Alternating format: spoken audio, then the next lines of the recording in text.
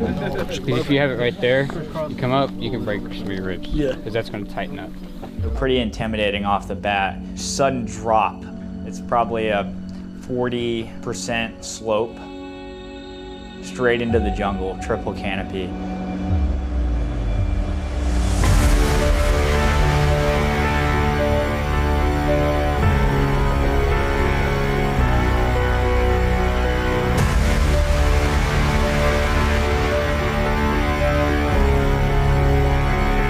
It's either a survivor or die. There's no in between. 5 Golf Mike, actually mid altitude descent maintain 11,000.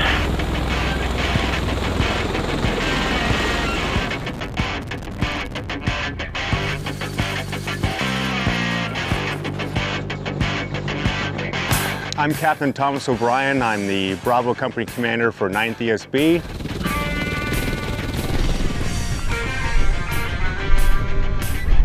So Bravo Company in particular and 9th ESB, we're out here at Jungle Warfare Training Center and all over Okinawa performing a Marine Corps Combat Readiness Evaluation, also abbreviated as MCRE. We first came in, we showed up probably 4 days before the MCRE started, and our main objectives were to build a bridge and establish good bivouac areas. Once we got there, we dropped packs, put up a 180 security, and then gathered up everything and started our hike out to our bivouac zone. And what we're doing is we're getting at some training objectives, how they can command and control their forces from separate locations, to be able to talk to each other, to be able to send commands to each other in an environment that's contested and challenged.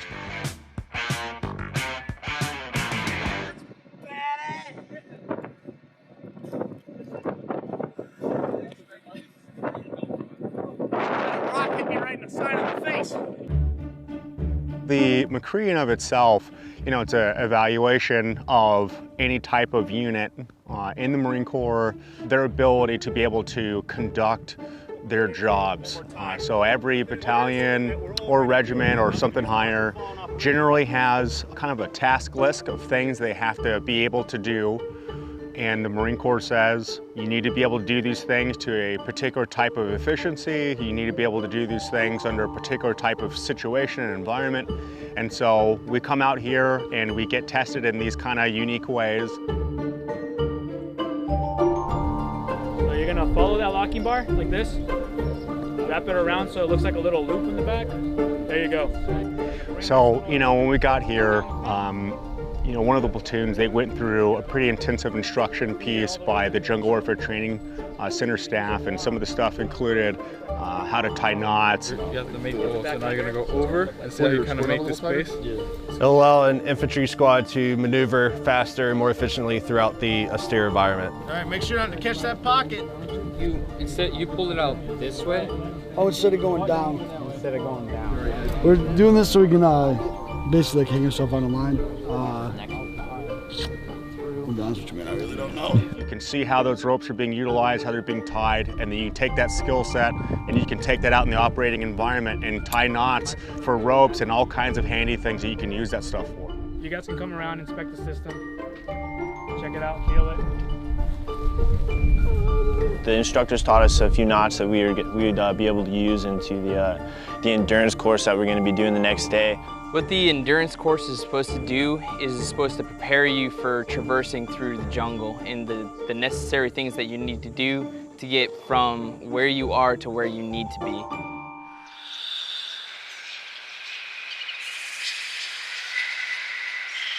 So the environment of the E-course It's a completely different environment from where you were just a second ago. You could be in the blazing hot sun and then you walk into the jungle and it's just instantly muggy. It's a little cooler because you're down a little bit more. There's trees above you, triple canopy. So there's a lot of bugs, and typically speaking, the bugs, the mosquitoes, they're a lot bigger, their bites hurt a lot more. On the endurance course, there's a river that runs through essentially the entirety of the course, and from place to place, you're constantly running into the river. The water is freezing cold. You're not just swimming through a good, nice, refreshing. It's cold. It's ice cold. as you're walking, it's everything around you is moist. There's nothing that's dry. There's nothing that you can touch that isn't soaked. And it makes it hard to traverse through, whether that's on slick rocks, on slick clay, because coming down some of the obstacles, there's a lot of clay on there that's wet, and it makes the whole environment that much more dangerous. Everything in there is dangerous, and so you have to be careful of where you're at, what you're doing, where you're placing your feet, because if you're not, you could slip and hurt yourself. It's an environment that's harsh. It's a harsh environment, but it's definitely one that if you weren't being careful, you could easily get hurt in.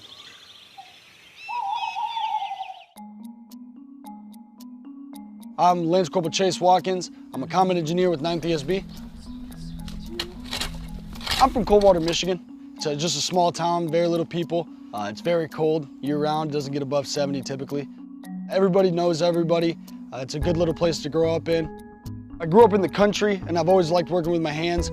I did automotive technologies, or automotive mechanics school for 4 years. It's like its own little community. So car guys can talk about cars, and a lot of people who don't understand cars. It's like speaking your own little language. Everybody understands everybody, and everybody has their own little ways of representing themselves with the car that they work on and build. We're setting up a gun position in case an enemy advances past the main MSR. If somebody was to drive up or walk up, you're going to challenge them. You're going to say something like, did you see the new episode of Rick and Morty? And the answer could be Family Guy, so they say something like, yeah, but I like Family Guy more. If they don't say what they're supposed to say, you'd stop them. I joined the Marine Corps because ever since I can remember, I've always wanted to be in the Marines. Then my older brother joined. He went recon. And he really inspired me and pushed me to really do that. Also because my buddy joined the Army and I had to show him up a little bit, so. And I'm glad that I did do it because I got to travel, I got to see the world, I got to do all these things that nobody back home that I know have ever done. And it's an experience in of its own, and I really enjoy it. The next day, we ran the endurance course at J-Dubs. Hey, separate yourself over there a little bit more. Hey, to make it fair, the fast shooter's got to wear gas masks, all right? So coming into the E-course, the very first thing is sudden drop. Dropping in, doing a hasty rappel, so pretty intimidating off the bat. All you can see is the landing at the bottom, and it's like at least 50 feet down. You're left with one option, and was to go down. We're in mountainous terrain, jungle terrain, and these steep climbs and these draws and these valleys. They're pretty dangerous, honestly. It's all clay, slippery. It rained a couple days before, so the course is nice and wet. Clamp it. I go across on a 3-strand, then I gotta come back across on a 2-strand.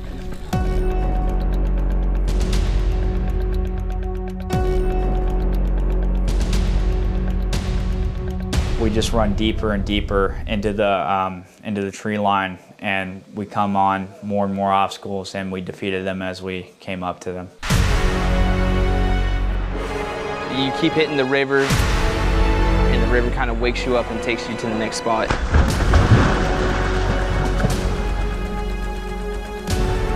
We were able to use our knots in some of the areas to help get down steep hills.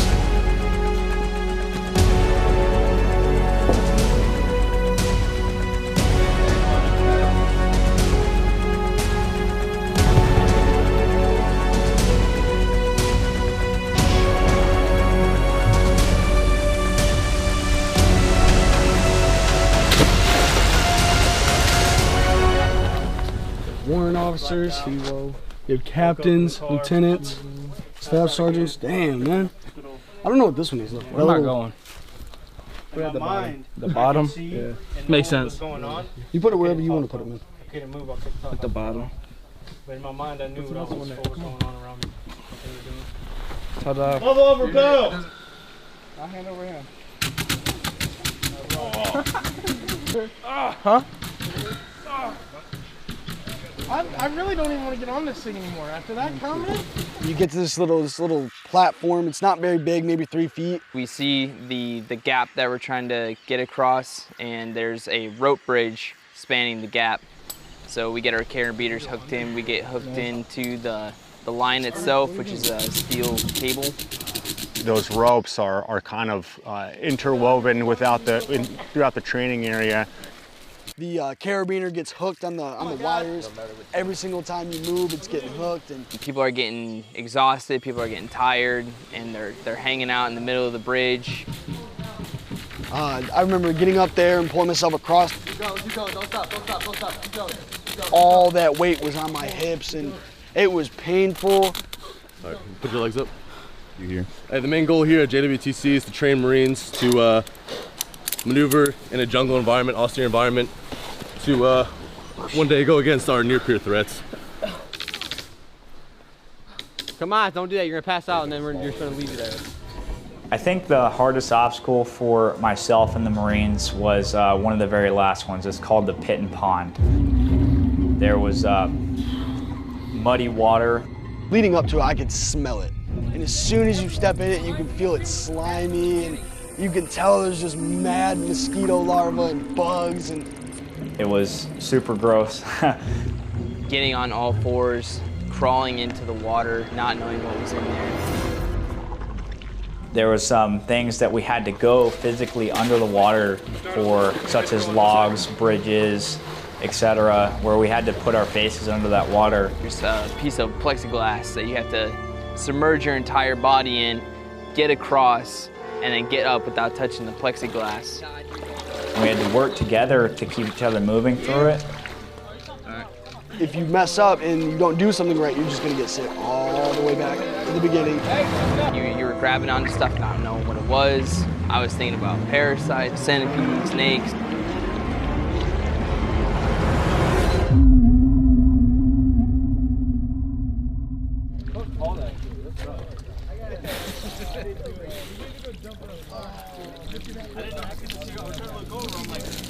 And all of a sudden you're just like, go take him back. And I was like, I look up and Sanchez goes, dude, I've done this 3 times, ain't no way. I didn't even, that was my first time going like to the end. Out the water to say that. Actually going through like the mud and seeing how you would traverse a jungle environment, that was really nice. For me personally, it was probably just remembering the knots. If you don't tie your knots right, then you're gonna fall off a line, you're gonna come off a pulley system, and then you're holding everybody else up, or you're holding up the movement ahead of you. Getting through the mud, getting dirty, and just getting in an uncomfortable situation. I mean, what's the point of training if you're not uncomfortable? You're ruining the flavor.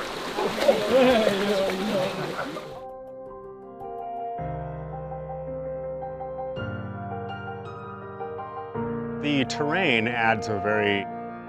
always adds a level of complexity and adversity to your mission set.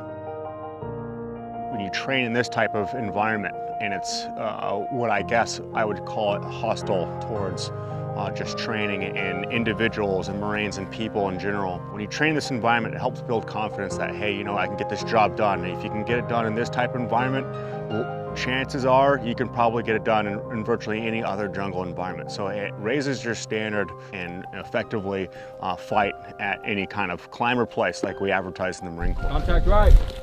Get on line. Buddy rushes. All right, moving. Move.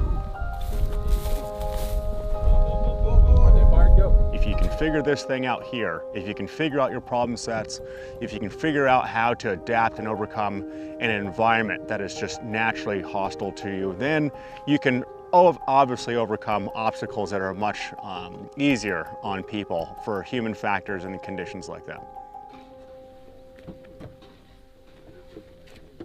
Here you go. No, he's hooking us up with the Humvee. Oh, are you? Are you driving all the gear? I mean, all the material? I'm already all the gear. It was early on in the night. We're all getting ready for bed, setting up security to provide for the bivouac site. As we're getting ready, off in the distance, somewhere out in the jungle, we hear like people howling and hooting and. Here, one up here now. Let's go. And that's when we heard the first pop shot.